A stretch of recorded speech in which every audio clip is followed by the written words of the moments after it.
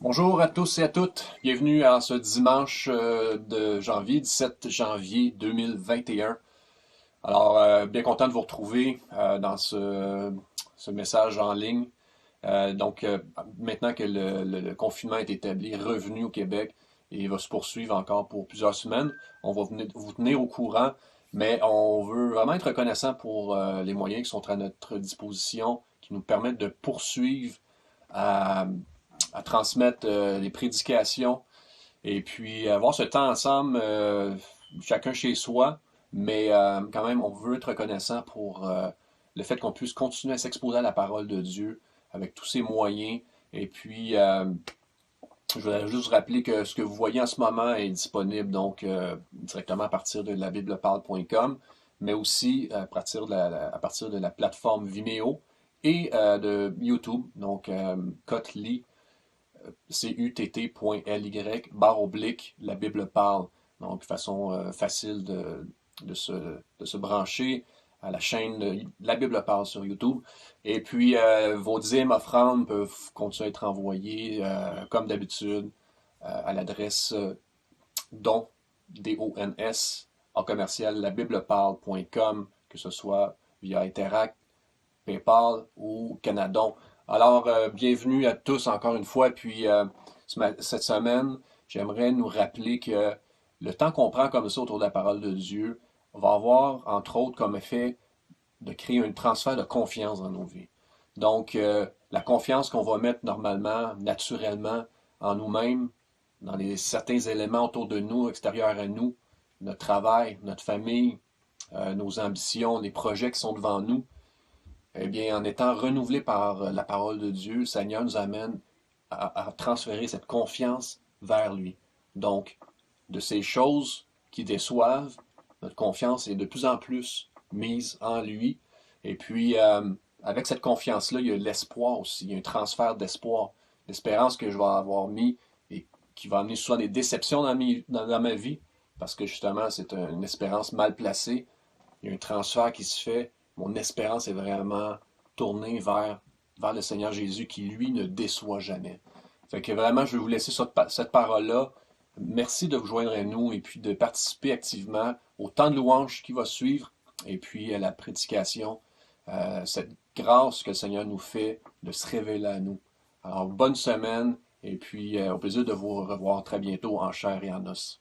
Aujourd'hui avec le psaume 1, la semaine prochaine avec le psaume 2, et ainsi de suite. Fait qu'on en a pour 3 ans, à peu près. Mais c'est parfait parce que on doit lire la parole de Dieu, puis on doit la lire ensemble pour qu'elle nous instruise et nous transforme.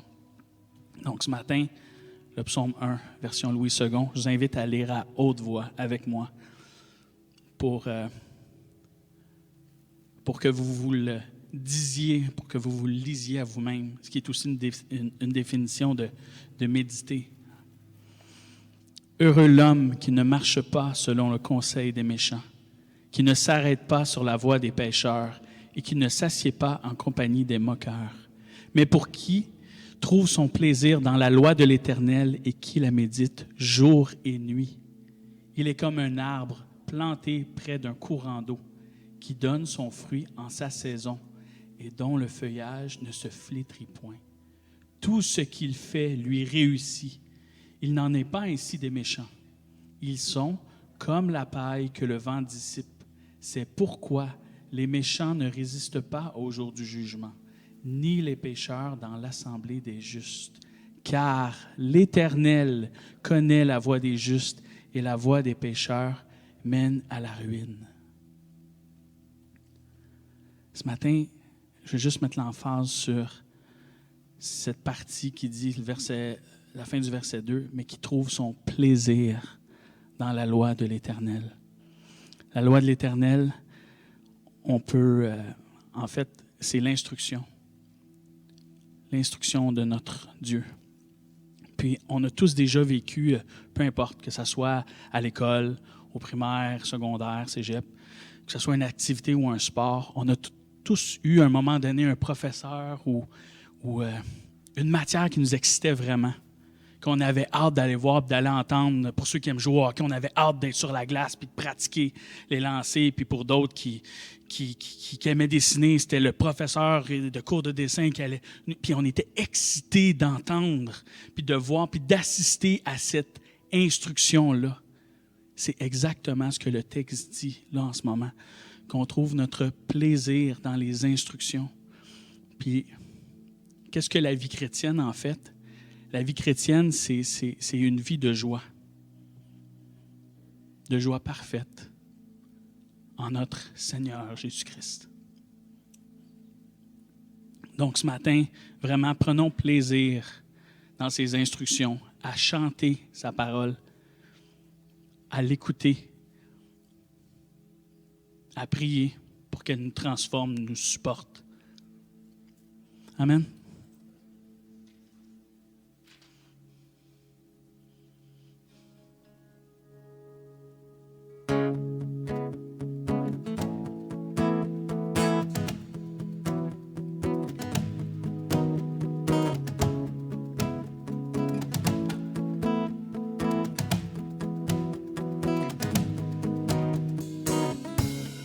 L'amour parfait, tu t'es donné à la croix pour tout effacer de mes péchés.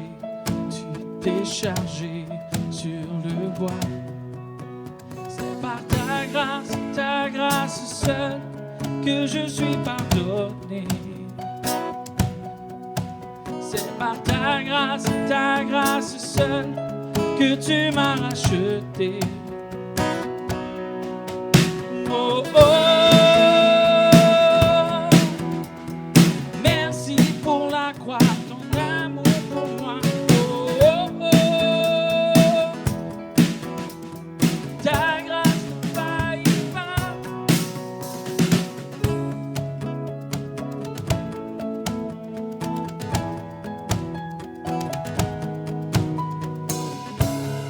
Rien ne pourrait me justifier.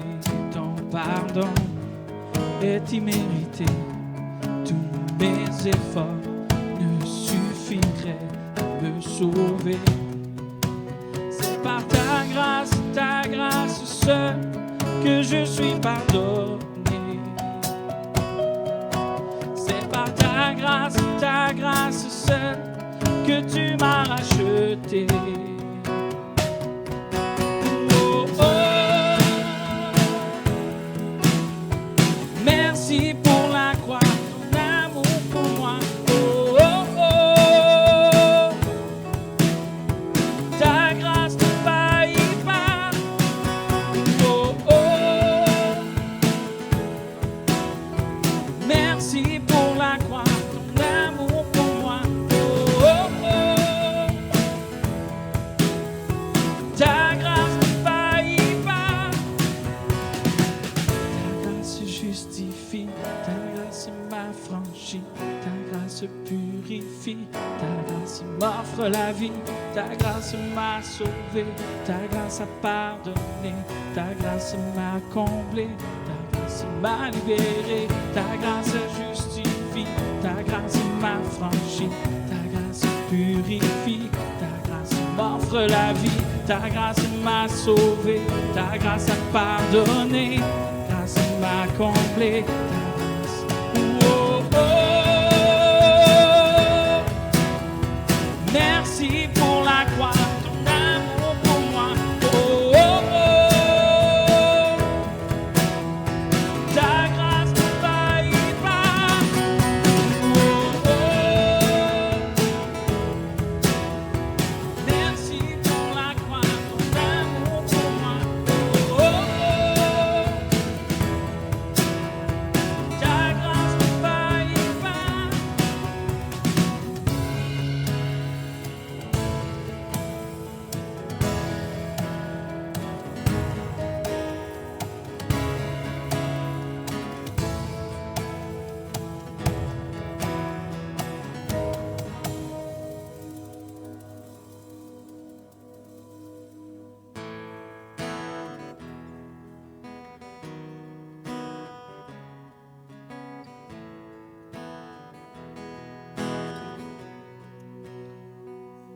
Bénis l'Éternel, ô mon âme, et glorifie son nom.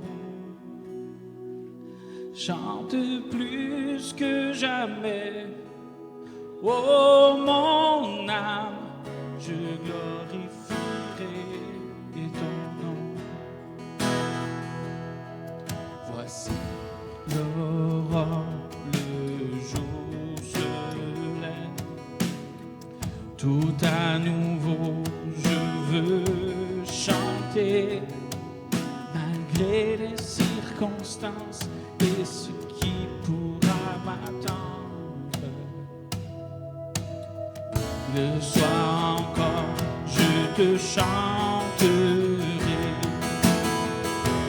Bénis l'Éternel, ô mon âme, et glorifie son nom.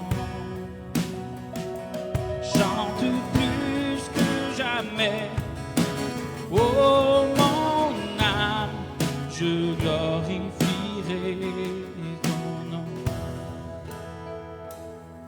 Tu es bonté, lent à la colère. Ton nom est grand et ton cœur est bon. Pour tes bienfaits, je chanterai sans cesse. Sans nombre sont les raisons de mon cœur. Bénis l'Éternel, ô mon âme, et glorifie son nom. Chante plus que jamais, ô mon âme, je glorifierai ton nom. En ce jour faibliront mes forces. Cette heure approche où viendra la fin.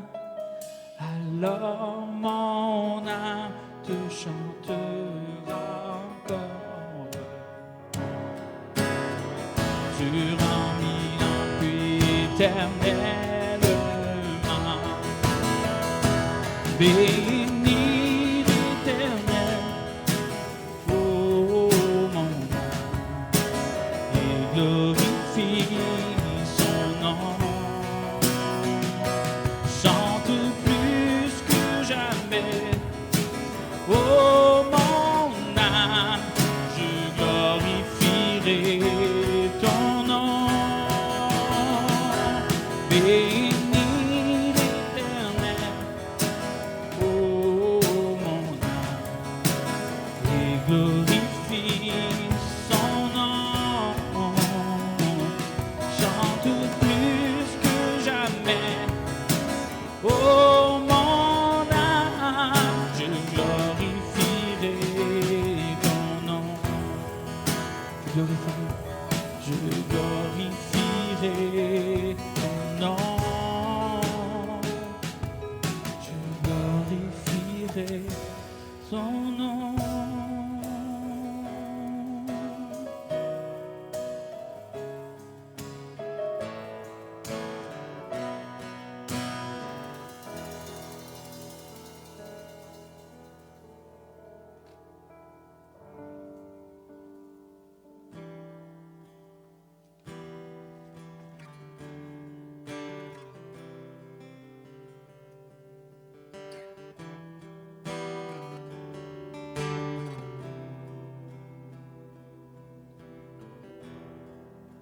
Seigneur, je viens, le cœur en paix, près de toi. La rédemption venue du calvaire pour ma rançon.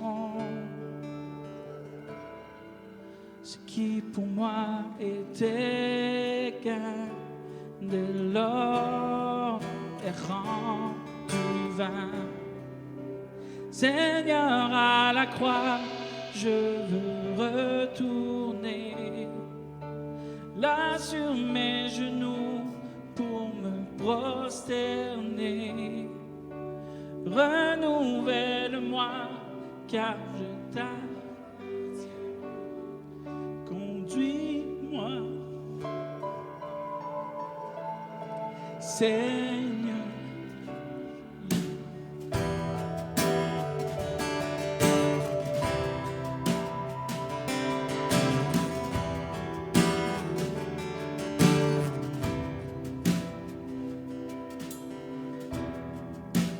Tu as souffert la tentation du mal pour vaincre la mort, la chair, le péché.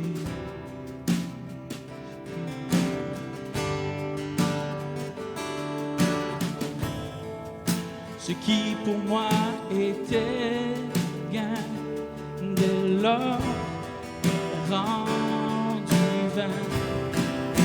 Seigneur, à la croix, je peux retourner là sur mes genoux pour me prosterner. Renouvelle-moi, car je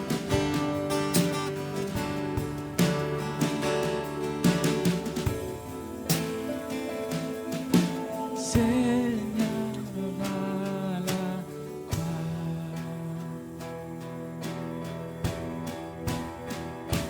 conduis-moi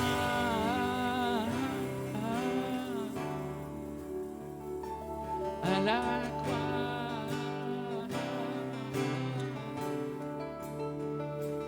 guide-moi.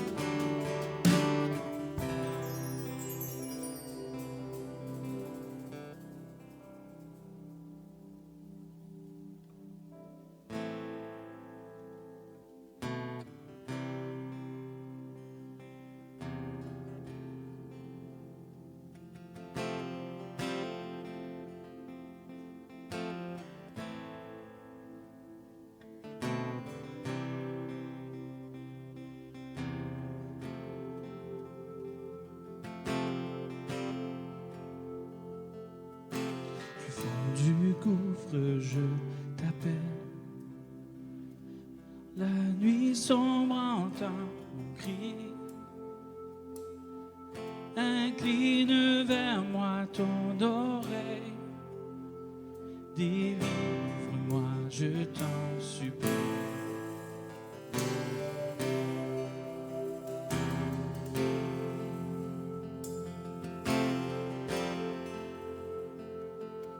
Si tu comptais tous mes péchés, loin de toi je serais banni. Mais tu m'offres un pardon complet. Ta grâce seule me suffit. Je m'attends à toi, je m'attends à toi, ta parole est mon appui. Je m'attends à toi, fermement à toi, car toi seul me rassasie.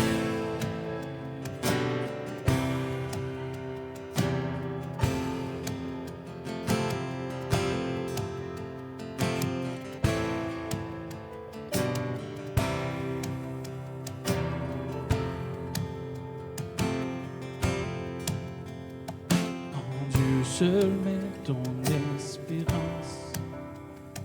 Il est puissant pour te sauver. Bientôt viendra la délivrance. Christ est le roi ressuscité.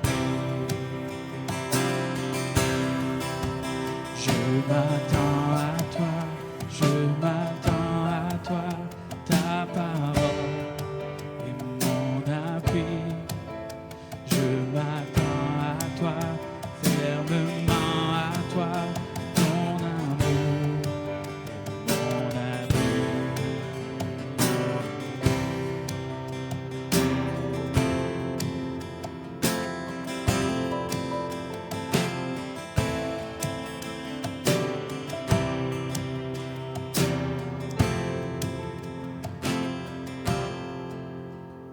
Pour nous un chemin est tracé. Dieu lui-même a payé le prix. En lui notre foi est placée. Son sacrifice nous guérit. Je m'attends à toi, je m'attends à toi, ta parole est mon appui. Je m'attends à toi, fermement à toi, ton amour est mon abri. Je m'attends à toi, je m'attends à toi, ta parole est mon abri. Je m'attends à toi, fermement à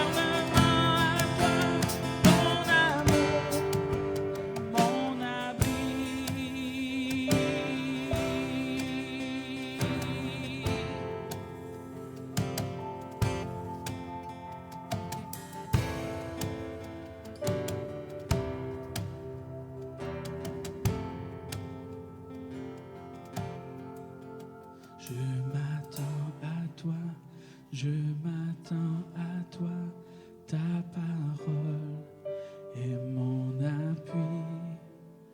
Je m'attends à toi, fermement à toi, ton amour est mon abri. Le psaume 62 déclare: oui, c'est en Dieu que mon âme se confie. De lui vient mon salut. Oui, c'est en lui qui est mon rocher et mon salut. Ma haute retraite, je ne chancellerai guère. Notre Dieu, on vient devant toi ce matin parce que tu es notre rocher, notre forteresse. On veut s'appuyer sur toi, qui est la fondation suprême. Mon Dieu, tu es solide, tu es fidèle. On veut prendre plaisir en ta loi, en tes instructions. Merci parce que tu es absolument tout, tu es plein de choses pour nous. Tu es notre soutien, tu es notre forteresse, tu es notre défenseur, tu es notre guérisseur. Tu es l'agneau, mais tu es le lion aussi. Tu es un serviteur, puis tu es un guerrier qui se bat aussi. Encore une fois, mon Dieu, on veut prendre plaisir en toi. On ne veut pas que notre vie soit définie par toutes sortes de dons ou de choses que tu nous accordes. On veut garder nos yeux fixés sur toi, qui est l'auteur, qui est celui qui nous donne ces choses. Bénis ta parole ce matin. Amen. Alors, bon matin, chers amis de notre Église. C'est un privilège d'être ici devant vous, virtuellement, cette fois-ci, pour apporter la parole de Dieu, la prédication sur la parole de Dieu. Et donc, ce matin, on va aborder un sujet, ce n'est pas le sujet en tant que tel, mais c'est plutôt un titre que j'ai choisi à partir du texte Jean 1, verset 19 jusqu'à 34. Et le titre de la prédication, c'est bien « La consolation du baptême de Jésus ». Alors, ça va être le troisième point pour notre méditation. Et cette fois-ci, je ne lis pas le passage, c'est bien Jean 1, verset 19 jusqu'à 34. Vous pouvez arrêter l'enregistrement pour lire le passage vous-même, parce que je vais traverser le texte assez systématiquement. Donc, vous pouvez le suivre aussi de cette manière pendant la prédication. Alors, c'est encore une fois Jean 1, verset 19 jusqu'à 34. Et on va aborder et parler de ce texte à partir et en utilisant 3 points de concentration. Le premier point, c'est bien devant le tribunal. Le deuxième, c'est le témoignage positif de Jean-Baptiste. Et le dernier point, c'est la consolation du baptême de Jésus. Alors, le premier point, devant le tribunal. Le texte commence avec, donc Jean 1, verset 19, « Voici le témoignage de Jean. Lorsque les Juifs envoyèrent de Jérusalem des sacrificateurs et des Lévites pour lui demander, « Toi, qui es-tu » » Donc, au verset 19, nous voyons que les Juifs ont envoyé une délégation pour interroger Jean, avec la question « Qui es-tu » ou plus précisément, par quelle autorité fais-tu ce que tu fais? Et dans l'Évangile, juste quelques mots pour l'explication. Les Juifs, dans ce texte, est un terme dans tout Jean, l'Évangile de Jean, qui est souvent contrasté et se contraste avec le monde.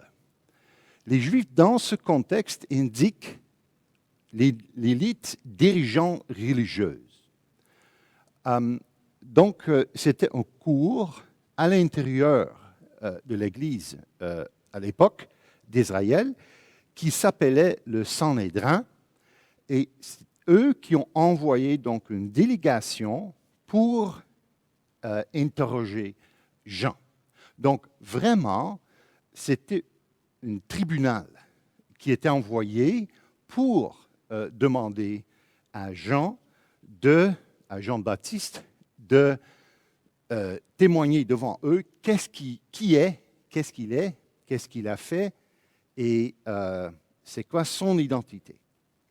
Et cette élite dirigeante religieuse était composée des Sadduciens, et les Sadduciens étaient plus ou moins les prêtres, non, c'était des prêtres, et ils étaient les libéraux qui niaient la résurrection de Jésus-Christ, par exemple. Donc, les libéraux de cette époque faisaient partie de ce Sanhédrin qui supervisait aussi le temple. Et il y avait des pharisiens aussi qui faisaient partie de ce Sanhédrin.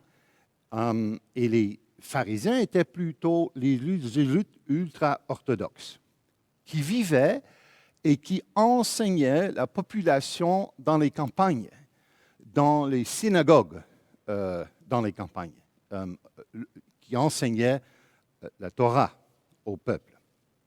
Et donc, ces délégués avaient le devoir légitime d'interroger Jean. Leur délégation était légitime. Jean, je trouvais donc littéralement devant le tribunal, notre premier point. Le tribunal, bien sûr, est bien entendu religieux, en présence d'au moins 2 disciples, peut-être plus, mais 2 disciples, sûrement 2 disciples, André et Jean. Et là, on peut trouver ce donné un peu plus tard dans Jean 1, verset 35. Il était avec André et il était avec Jean, les 2 premiers disciples. Et Jean est en effet donc l'auteur de cet évangile. Donc, c'est lui qui a vécu cette histoire personnellement avec Jean et devant cette délégation. Et encore plus précis, on peut dire, ceci est indiqué par la phrase que c'était un tribunal, par la phrase « Voici le témoignage de Jean ».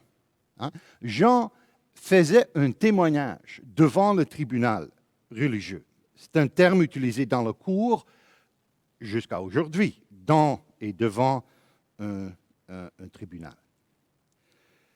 Et bien sûr, c'était quoi la raison? La raison était pour interroger Jean, mais pourquoi spécifiquement? Peut-être pour estampiller une hérésie, des doctrines qui étaient contraires à leur interprétation de la Bible et qui étaient contraires à leurs idées par rapport à le baptême. On va revenir là-dessus. Ou plus grave encore, peut-être Jean était un révolutionnaire qui voulait renverser ou, bien sûr, peut-être un jour attaquer le gouvernement, les Romains qui étaient là, ou peut-être même le Sanhédrin. Et donc, c'était important de savoir pour eux qui était Jean. Qui es-tu, Jean? Alors, et par quelle autorité fais-tu ce que tu fais? En plus, Jean-Baptiste était un fils d'un prêtre. Alors, il avait déjà un statut à l'intérieur et avec les prêtres, donc encore plus proche d'eux pour peut-être susciter une révolte de l'intérieur. Tout religieux, mais aussi et souvent politique. Alors la première question, implicite ou explicite, eh bien, es-tu le Messie? Il y avait beaucoup de prétendants messianiques. Donc, si vous lisez l'histoire d'Israël, pendant cette période, mais même avant cette période, surtout juste avant cette période, il y avait des gens qui se autoproclamaient d'être le Messie. Et souvent, il y avait des grands révoltes contre les Romains et les autres qui étaient là pour garder l'ordre dans le pays. Donc, c'est important de savoir quelle était la raison et est-ce qu'il était un de ces messies qui prétendaient d'être un messie et donc, en effet, qui pourrait être une menace pour la paix et pour la stabilité du pays. Mais plus encore, peut-être même pour se révolter contre le Sanhédrin, pour prendre la place du Sanhédrin, des Sadduciens et des pharisiens. Donc, encore une fois, c'était nécessaire pour eux de savoir qui était Jean-Baptiste et par quelle autorité il faisait ce qu'il faisait. Alors, à la première question, la réponse de Jean, et on se trouve dans le tribunal encore, et sur le tribunal, il faut s'imaginer d'être devant un tribunal. Il a répondu, il déclara, littéralement, verset 20, et il ne nia point, il déclara qu'il n'était pas le Christ. Donc, encore une fois, je renforce l'idée que c'était devant un tribunal, et on peut le savoir encore plus parce qu'il utilise, ou la Bible utilise ici, donc une expression qui vient aussi de ce contexte. Ça veut dire, il déclara, il disait ouvertement devant eux qu'il n'était pas le Christ. Il déclara, et ça se dit 2 fois dans ce passage. Donc, c'était son témoignage par rapport à cette question. On poursuit, la deuxième question était, Alors, et ils lui demandèrent, « Quoi donc?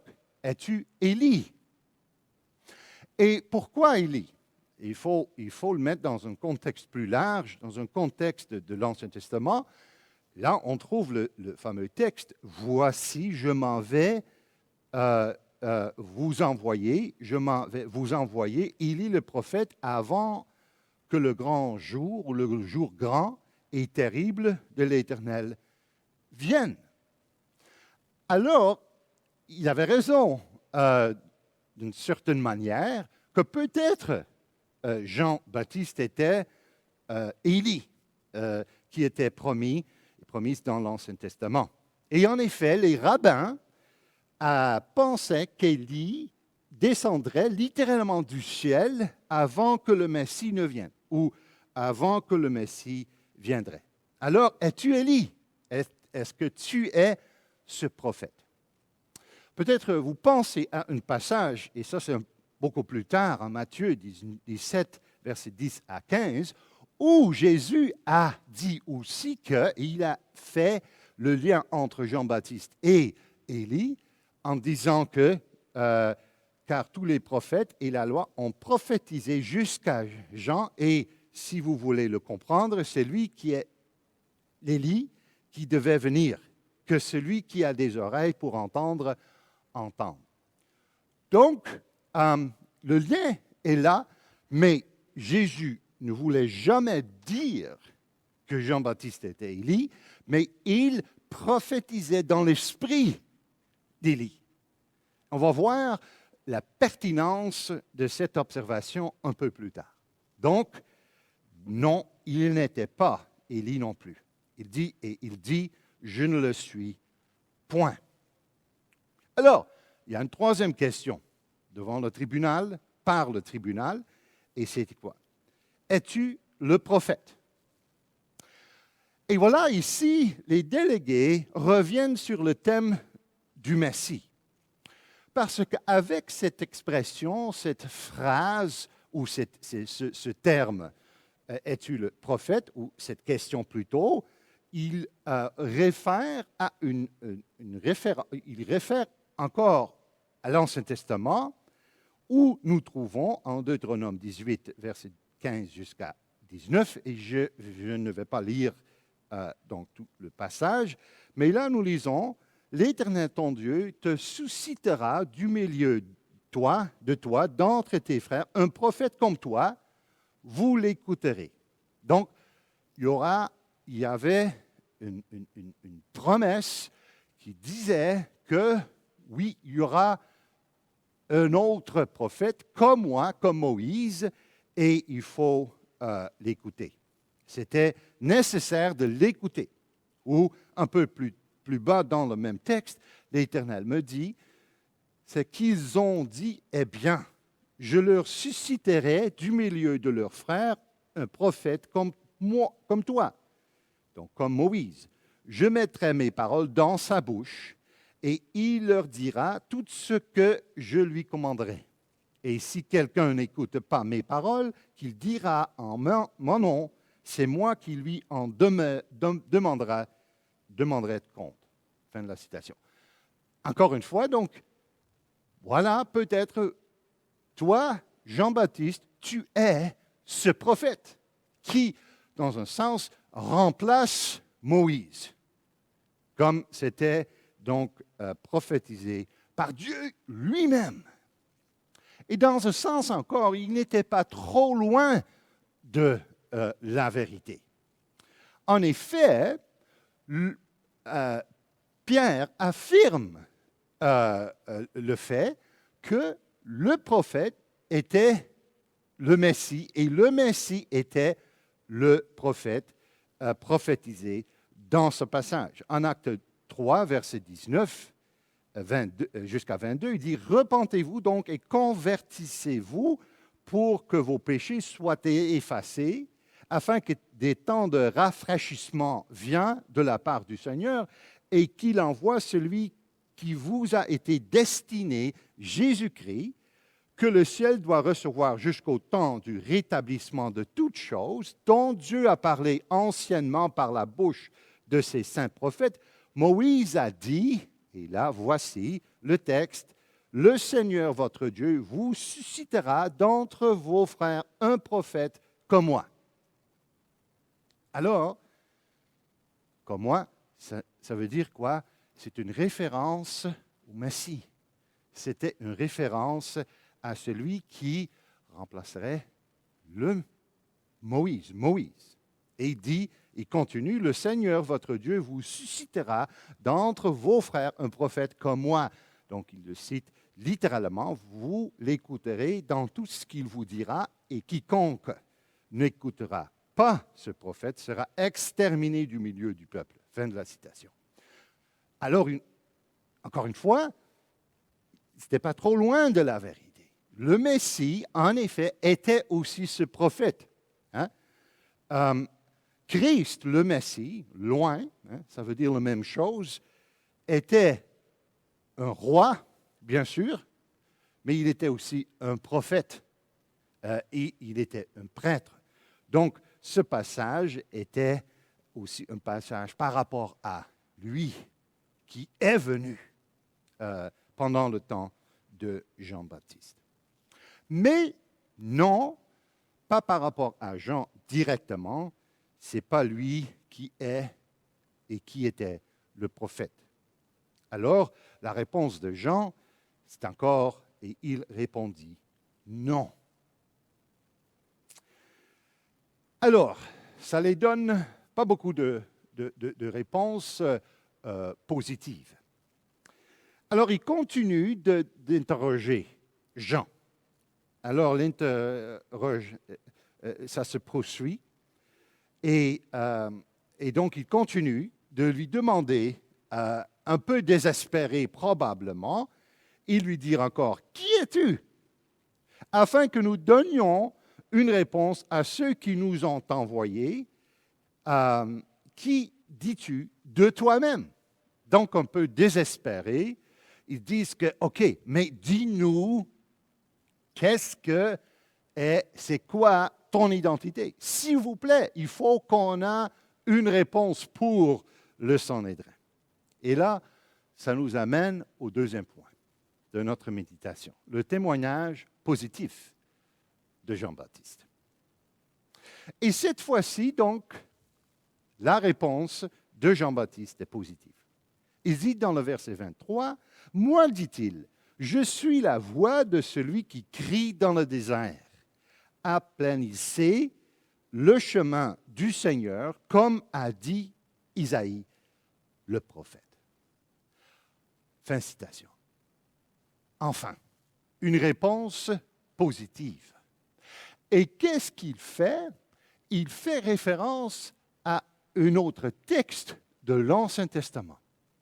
Donc, il faut bien comprendre pourquoi. Donc, il n'est pas là parce qu'il a inventé sa vocation ou son appel.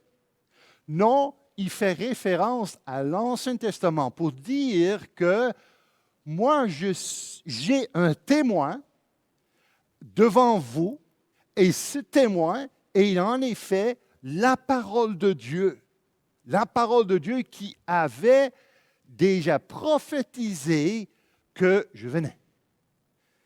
Et donc, il dit, c'est Dieu lui-même qui m'a envoyé pour que je suis ici et pour que je fais ce que je fais. Et on va creuser un peu dans le contexte de ce texte-là. Et on va revenir là-dessus pour le dernier point. OK? Alors, il fait référence à Isaïe 40 et il fait référence au verset 4. Mais moi, je veux vous lire le contexte encore. Et le contexte est donc du verset 1 jusqu'à 4. Et je vais lire le texte au complet. Et on va revenir là-dessus à la fin, comme je viens de dire. « Consolez, consolez mon peuple. Dit votre Dieu. Parlez au cœur de Jérusalem et criez-lui que sa servitude est finie, que son iniquité est expiée, qu'elle a reçu de la main de l'Éternel au double de tous ses péchés. Et là, tu vois la référence 3, une voix crie, préparez au désert le chemin de l'Éternel, aplanissez dans les lieux arides une route pour notre Dieu. Que toute vallée soit exhaussée, que toute montagne et toute colline soient abaissées, que les coteaux se changent en plaine et les défilés étroites en vallons. Alors, encore une fois, Jean a une parole. Jean a un témoin et il témoigne du fait que non, c'est Dieu qui m'a envoyé. Et selon ce texte, selon cette parole de Dieu, et alors là, il exprime qui il est et pourquoi il fait ce qu'il fait. Et on va élaborer là-dessus un peu plus. Donc, sur ces 2 points. Donc, maintenant, qu'est-ce qu'il a dit? Je suis, et donc, je suis celui qui est le héros qui prépare le chemin de l'Éternel, le Messie. Donc là, il a donné une réponse positive, selon les paroles de Dieu même. Il est le héros ou celui qui dit, voici, le Messie vient, le Messie arrive. Il faut se préparer pour le recevoir dans vos cœurs, dans vos vies. Je suis ici pour préparer son chemin pour qu'il s'établisse dans ton cœur, dans votre cœur, et qu'il reste avec vous éternellement. Il est le héros qui prépare le chemin de l'Éternel. Et vers qui vient-il?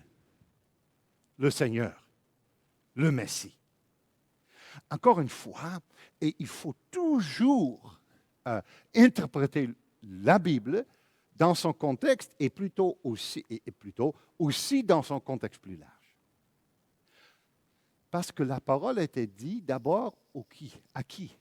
Le peuple qui était en captivité. Le peuple qui venait d'une captivité babylonienne. Ils avaient reçu et ils étaient sous le jugement de Dieu parce que leur péché, à cause de leur péché. Mais maintenant, ils sont revenus. Et qu'est-ce que le message d'Isaïe pour eux? Consolez, consolez. Sois consolés parce que le Messie va venir. Il va être parmi vous. À ceux qui viennent ou qui rentrent de la captivité babylonienne, il y a un espoir.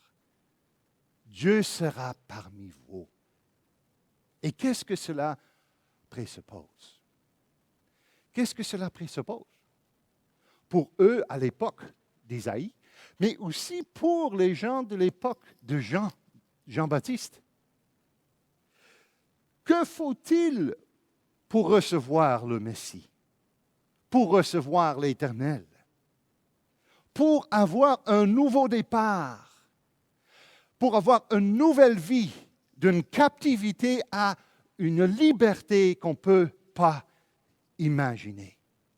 Alors, il faut dire aussi dans ce contexte que cette référence que Jean-Baptiste fait pour dire que je suis ce héros avec un message clair est aussi un message à la délégation.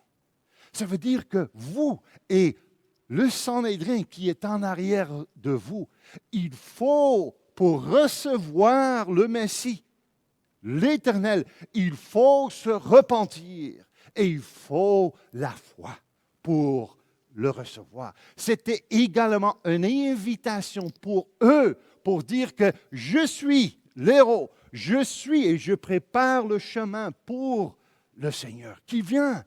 En plus tard, il va dire qu'il est déjà parmi vous. Alors, préparez-vous, il faut se repentir. Alors, il est le héros et qu'est-ce qu'il fait? Implicitement ou explicitement dans ce texte, dans ce témoignage, en utilisant ce texte de l'Ancien Testament, il console et il veut consoler le peuple. Exactement comme est dans l'esprit d'Ésaïe. Ceux et celles qui étaient en captivité, là c'était littéralement à cause de leur péché. Mais pour Jean-Baptiste et pour vous et pour moi encore aussi aujourd'hui, ceux et celles qui se trouvent en captivité du péché, de la mort, du Satan, et il veut les consoler. Il dit, voici la bonne nouvelle. Jésus-Christ, le Christ, loin du Seigneur, le Messie est venu pour vous délivrer de cette captivité, pour que tu puisses rentrer dans une nouvelle vie avec lui. C'est comme une bonne nouvelle, c'est comme un nouvel exode, un nouveau départ. Le nouveau départ est possible. Et là, c'est le message de Jean, implicitement ou explicitement. C'est ce qu'il a proclamé dès le début de son ministère ici sur la terre. Qu'est-ce qu'il a proclamé? Qu'est-ce qu'il a dit à maintes reprises et qu'il le fait encore avec son baptême? Il dit, c'est absolument nécessaire, frères et sœurs. C'est absolument nécessaire qu'il y aura une repentance, une vraie repentance de vos péchés. Les pharisiens qui étaient autour de lui étaient très, très fiers d'être des enfants d'Abraham, d'Isaac et de Jacob. Vous vous rappelez peut-être l'histoire. Je vais le rencontrer encore. Un jour, les pharisiens étaient autour de lui. Et les pharisiens étaient offensés. Offensé pourquoi? Parce que Jean-Baptiste baptisait. Et pourquoi il était offensé à cause du baptême de Jean-Baptiste? Parce que c'était comme Jean-Baptiste disait qu'il faut se purifier, encore une fois. Il faut se repentir pour devenir les vrais enfants de Dieu. Les vrais enfants du royaume de Dieu. C'est comme il disait que ta religion est rien. Vous prétendez que vous êtes les fils d'Abraham, les filles d'Abraham, s'il y avait des femmes aussi.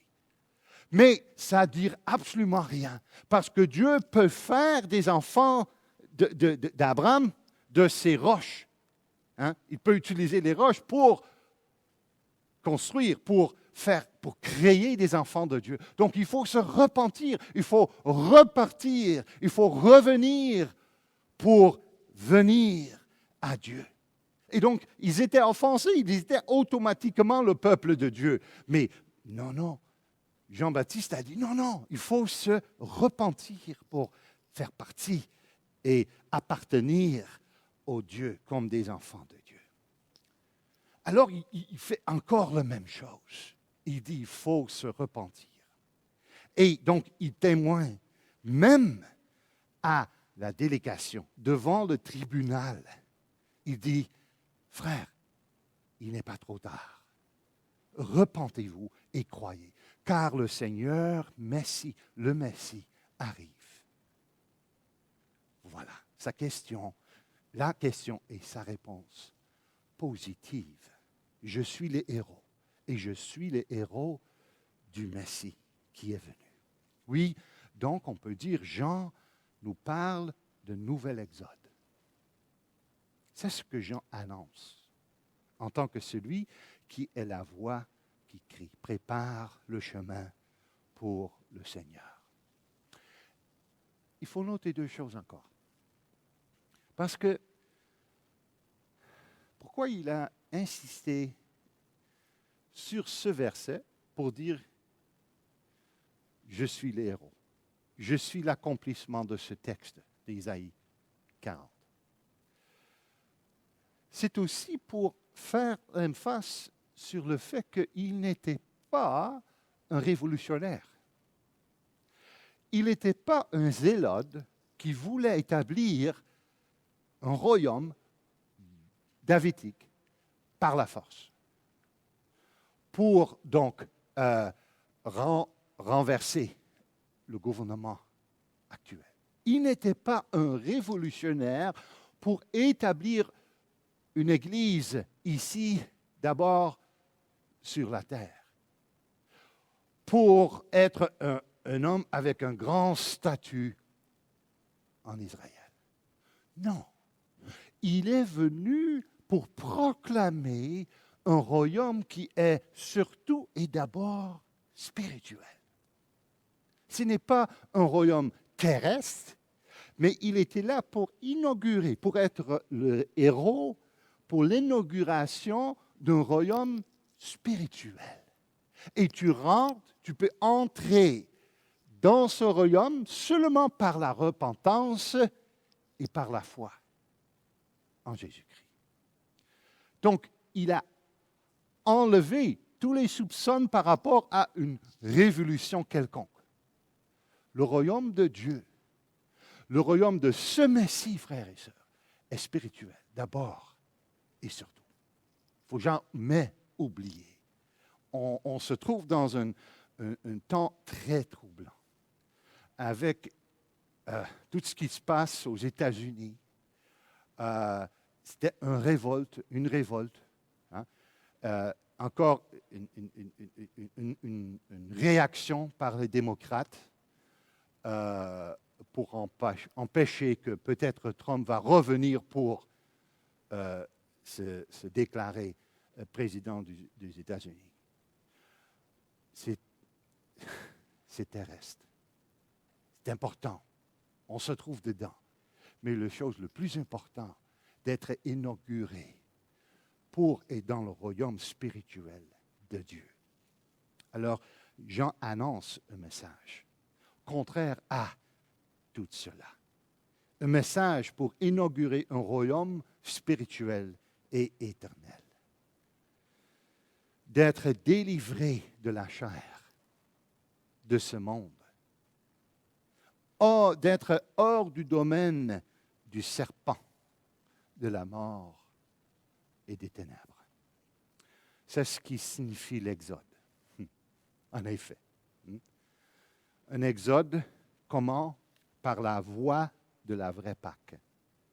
Par la mort et la résurrection, par la croix, pour recevoir une couronne qui dure et qui durera éternellement. Le même contexte, tu vas lire un peu plus tard, plus bas, dans le même texte, Isaïe 40. Tout est vain, sauf une chose, la parole de Dieu qui demeure. Alors, retournons au texte. Parce que, et ça va nous amener au dernier point, la délégation ne lâche pas prise. Ils continuent. Ils ne sont pas encore satisfaits avec cette réponse de Jean-Baptiste. Ils disent, ou la Bible dit, ceux qui avaient été envoyés étaient des pharisiens. Ils lui firent encore cette question. Pourquoi donc baptises-tu si tu n'es pas le Christ, ni Élie, et ni le prophète? Je dois dire maintenant, oui, c'était nécessaire pour eux de savoir c'était quoi son identité.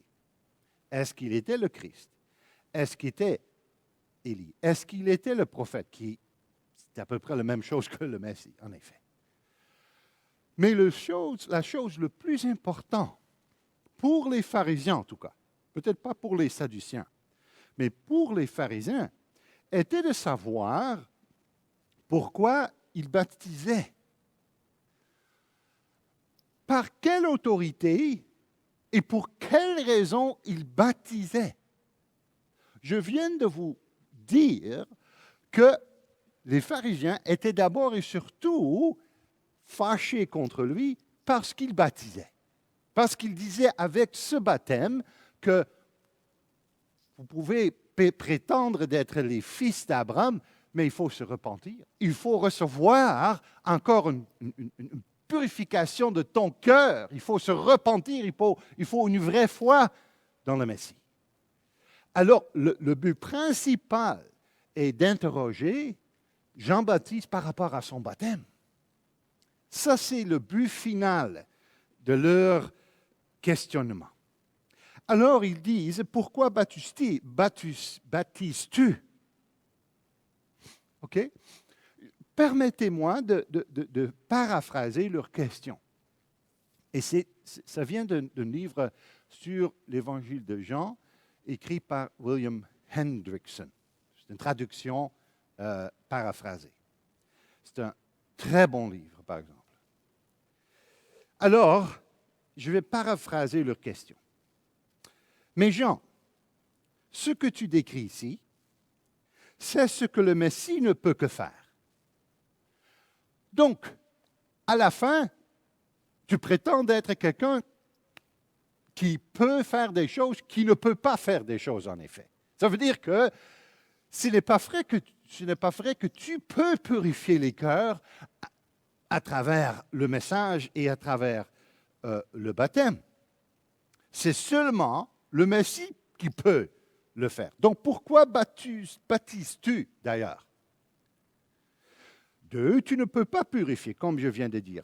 Ou tu ne peux pas faire sortir quelqu'un du péché, de la mort et de Satan, ou de la captivité babylonienne, ou, bien sûr, aujourd'hui du péché, de la mort et du diable.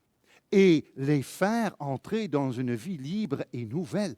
Encore une fois, seul le Messie peut faire cela.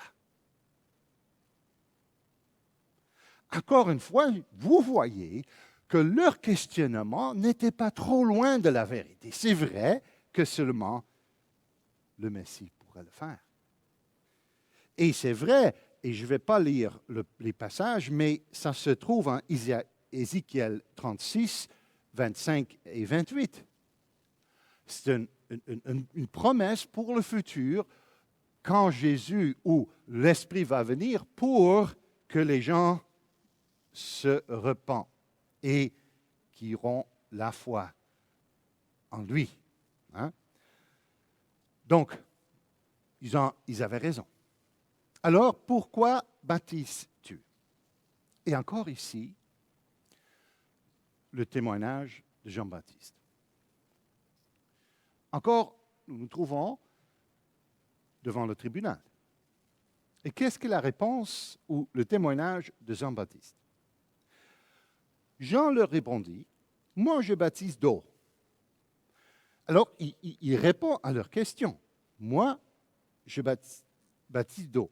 Mais au milieu de vous, il y a quelqu'un que vous ne connaissez pas, qui vient après moi.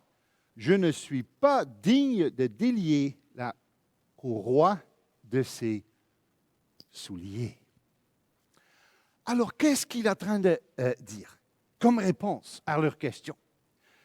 Et encore une fois, reste avec moi parce qu'il dit, vous avez raison. En partie.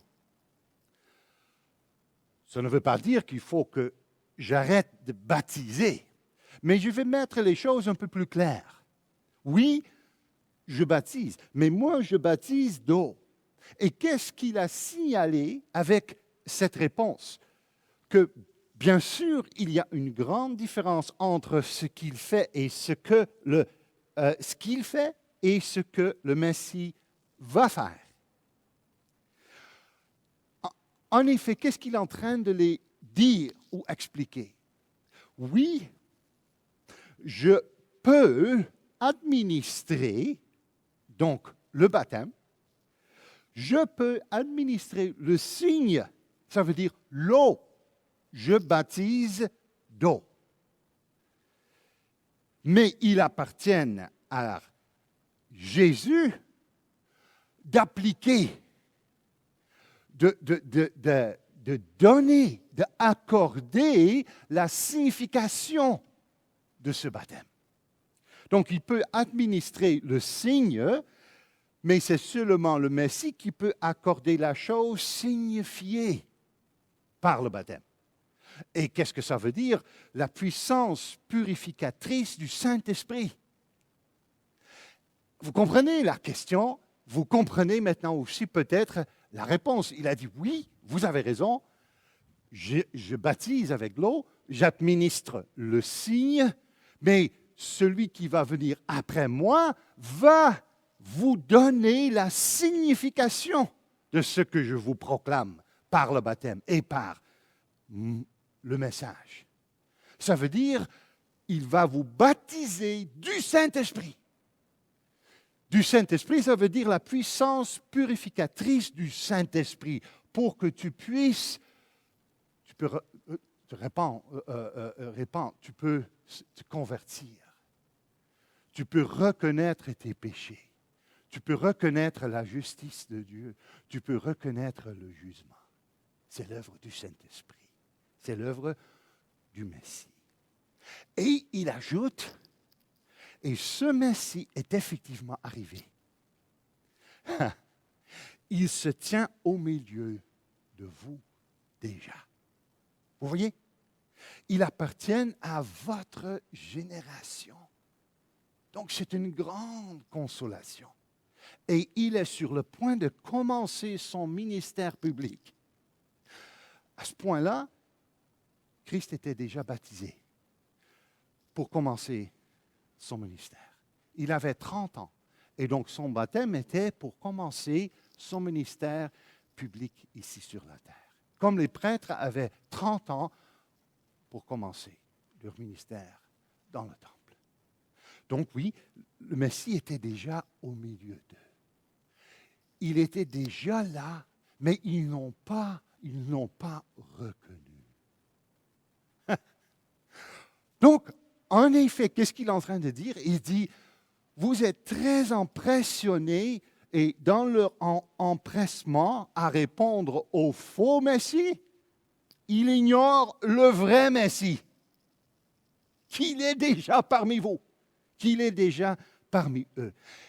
La raison d'être de Jean-Baptiste, la raison du ministère de Jean-Baptiste. Et il ajoute dans sa réponse, et lui, il est si glorieux que je ne suis, ça veut dire Jean-Baptiste, même pas digne de défaire la courroie de ses chaussures pour lui laver les pieds. Wow! Est-ce que vous comprenez sa réponse? Est-ce qu'il proclame encore son message aussi à eux? Et ça m'amène au dernier point. Dernier point. Le témoignage de la consolation du baptême de Jésus. Qu'est-ce que le passage termine avec? Le passage termine avec le fait que, qui arrive? Jésus, lui-même. Il arrive. Il dit, quand il a rendu témoignage, le lendemain, il vit Jésus venant à lui. Et il dit, voici l'agneau de Dieu qui ôte le péché du monde. Et là, il va faire référence au baptême de Jésus. Il va faire référence à ce qu'il a témoigné. Encore une fois, vous vous rappelez qu'on est devant le tribunal. Et c'est son témoignage, le témoignage de Jean-Baptiste. Il dit, j'ai vu l'agneau de Dieu venir. J'ai vu l'agneau de Dieu venir et qui se baissait, qui descendait dans l'eau du baptême. Comme l'agneau de Dieu. Oh, quelle consolation! Pourquoi? Parce que ce n'est pas juste le début de son ministère ici sur la terre, mais son baptême est un baptême qui est substitutif. Ça veut dire qu'il est descendu dans l'eau du baptême. Pourquoi? Parce que son Père a mis nos péchés sur ses épaules. Et lui, il a vécu le jugement sur vos péchés et sur nos péchés. Voici l'agneau de Dieu. Mais pas seulement cela, parce qu'il est aussi ressuscité. Il est sorti de l'eau, du baptême. Et qu'est-ce que son Père a dit? Voici, mon Fils bien-aimé, en toi j'ai mis toute mon affection. Alors le Père a témoigné que seulement en lui, tu peux recevoir mes affections, parce que j'accepte son sacrifice. J'accepte son œuvre. J'accepte ce qu'il a fait et ce qu'il va faire. Et à cause de lui, frères et sœurs, vous pouvez aussi être reconnus comme enfants de Dieu. Justifié. Il est mort pour nos péchés, mais il est ressuscité pour notre justification. Romains 4, 25. Wow, quelle consolation. Mais pas seulement cela. Parce qu'il témoigne encore, Jean-Baptiste témoigne. Il dit, j'ai vu qu'il est plein de l'Esprit Saint. Il a vu l'Esprit Saint descendre sur sa tête. Ça veut dire quoi? C'est un sauveur, un rédempteur qui est mort pour nos péchés, qui est ressuscité pour notre justification, mais qui a aussi reçu le Saint-Esprit pour qu'il puisse nous donner le Saint-Esprit, pour qu'on puisse aussi croire en lui, pour qu'on puisse aussi être consolé avec son arrivée, par son baptême. Et ça, c'est le mot, c'est le point que je veux souligner. Et je reviens ici sur le passage que j'ai lu au début. Consolez, consolez mon peuple, dit votre Dieu. Référence de Jean. Parlez au cœur de Jérusalem. Criez-lui. Pourquoi? Oh, s'il y a des gens, encore une fois, s'il y a des gens encore aujourd'hui qui voient le monde autour d'eux, qui voient le monde à l'intérieur d'eux, qui sont encore en captivité de ce monde, il y a une sortie. C'est Jésus-Christ. Consolez-vous, consolez mon peuple, car sa servitude est finie, car son iniquité est expiée. Comment? Et par le baptême de Jésus-Christ. Oh, frères et sœurs, soyez consolés donc, dans ce temps troublant. Soyez consolés avec Jean-Baptiste, avec son témoignage ce matin, pour qu'on puisse se trouver en lui. Oui, ressuscité et plein de Saint-Esprit pour vivre avec lui éternellement. Aussi dans ce temps troublant, surtout dans ce temps plus troublant. Que Dieu soit votre consolation encore aujourd'hui, à cause de lui. Amen.